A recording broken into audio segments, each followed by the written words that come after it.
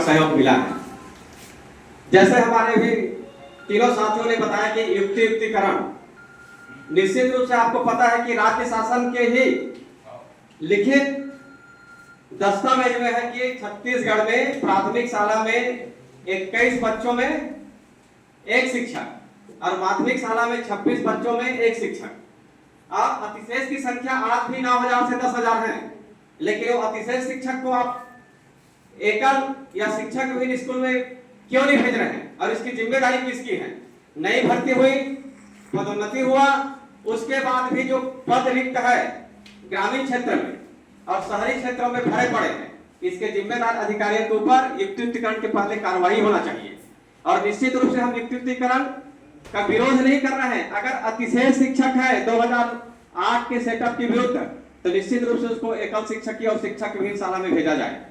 इसी प्रकार से राज्य शासन तो एनएपी की बात करते हैं, न्यूनतम शिक्षक जो 2 शिक्षक बताए गए, न्यूनतम बताए गए, अधिकतम नहीं।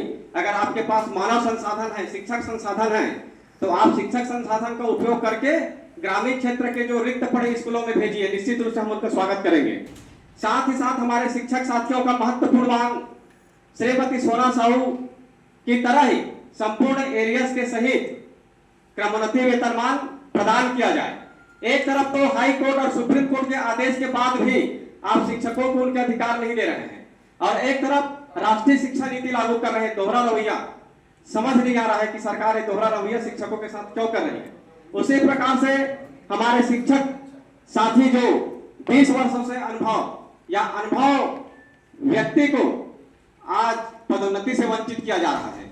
2019 के पदोन्नति नियम और भर्ती नियम में स्पष्ट लिखा है कि प्रशिक्षित और स्नातकोत्तर शिक्षकों को पदोन्नति का अवसर मिलेगा, लेकिन आज उस अधिकार का हनन किया जा रहा है।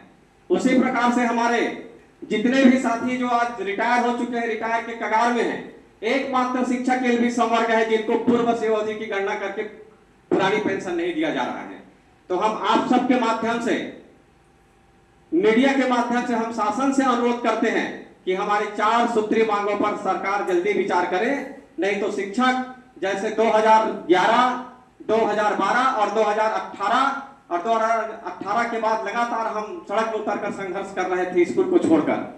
हम बाध्य होंगे, कोई भी शिक्षक स्कूल छोड़कर सड़क पर उतरना नहीं चाहते, लेकिन सरकार हमको मजबूर करते हैं। और आप मीडिया के साथी बिल्कुल निरंतर हमारे साथ लगे हुए हैं, आपको और वस्तुस्थिति ज्यादा पता है। साथ ही साथ राज्य सरकार एक और भ्रम फैलाने का काम कर रहे हैं कि प्रदेश के प्राथमिक शाला के स्कूलों में मात्र 2 कमरे हैं। आपके माध्यम से भ्रम फैला रहे हैं। तो हमारा निवेदन है कि आप पूरे प्राथमिक शाला के स्कूलों में घूमे, अधिकांश स्कूलों में आप 4 से 5 कक्ष पाएंगे। तो निश्चित रूप से सरकार भ्रम फैलाना बंद करे। और मीडिया के साथियों से भी अपील है कि जनता तक सही बात परोसे और छत्तीसगढ़ के शिक्षा को बचाने के लिए, छत्तीसगढ़ के युवा बेरोजगारों के हित की रक्षा के लिए और विद्यार्थियों को बेहतर गुणवत्ता पूर्वक शिक्षा मिले, इसी उद्देश्यों को लेकर आज शिक्षक साझा मंच जो 23 संगठनों का मजबूत गठजोड़ बना हुआ है, संघर्ष के लिए तैयार है। आप सब ने हमारी बात को पहले भी रखा और भविष्य में भी रखेंगे। इसी अपेक्षा के साथ आप सबको बहुत बहुत धन्यवाद, सादर प्रणाम। सभी पत्र